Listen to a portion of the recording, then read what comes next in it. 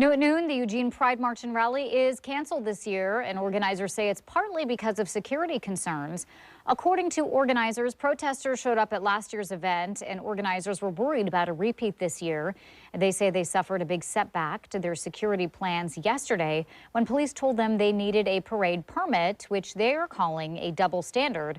Organizers say police provided traffic control for at least 4 other marches this year, including a Charlie Kirk rally in March, even though they did not have permits. Organizers say they have to cancel this year's event because they're limited in what they can do at this point.